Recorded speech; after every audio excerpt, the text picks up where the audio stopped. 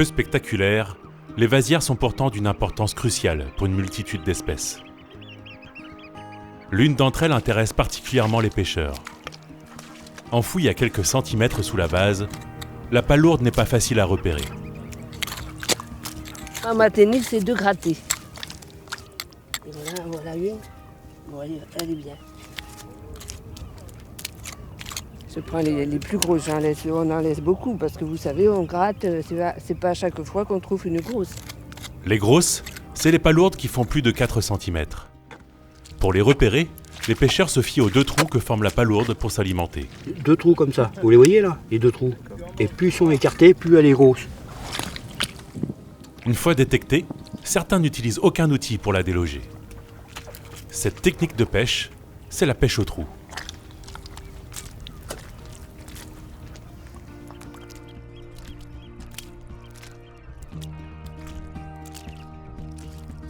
Ce matin, Adrien parcourt la vasière pour informer les pêcheurs sur les quelques bonnes pratiques de pêche qui permettent de limiter leur impact sur le milieu.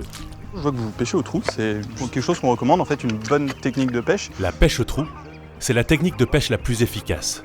Mais c'est aussi la technique la plus douce qui permet d'éviter de ratisser la vasière.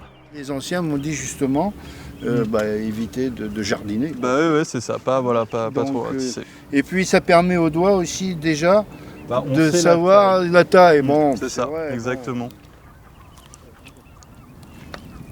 Donc, moi je l'ai appris à mes enfants et j'essaie de le répercuter aussi auprès de mes petits-enfants. Bon là, pour l'instant ils sont encore petits, alors je passe surtout mon temps à les nettoyer dans la vase.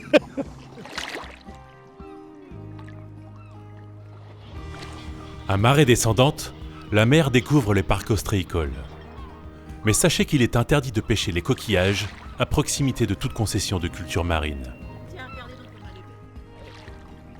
C'est bien. Si vous connaissez déjà la taille, voilà, donc vraiment donc, les 4 cm, la bonne taille à respecter. Je ne sais pas si vous connaissez aussi les quantités. Le vrai quota le plus important à ne pas dépasser, c'est celui de sa consommation personnelle.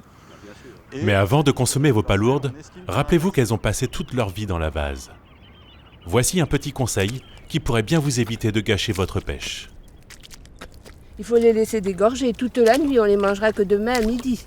Mon mari va aller chercher de l'eau salée, va les nettoyer et on va les laisser dans l'eau jusqu'à demain midi.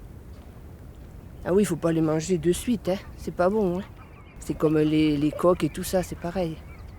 À 2 pas de nos pêcheurs, une herbe pousse à même la vase. Si elle passe souvent inaperçue, c'est pourtant l'habitat favori d'un grand nombre d'espèces. Je ne sais pas si vous voyez là ces petites herbes. Oui. Alors c'est des herbiers qui sont très riches et qui permettent à la fois de nourrir en fait beaucoup d'espèces vraiment qui vont vivre sur la vasière ou qui vont y venir à marée haute et à marée basse certains oiseaux migrateurs l'été. Donc ce qu'on recommande, c'est d'essayer d'éviter dans ces petites zones de zoster, éviter de gratter, voire de trop pêcher. On voit qu'il y a des zones où il n'y en a pas comme ça. Donc c'est aussi pour ça, pas trop les piétiner. Donc c'est pour ça qu'on recommande en plus de votre sécurité de passer par les coursières.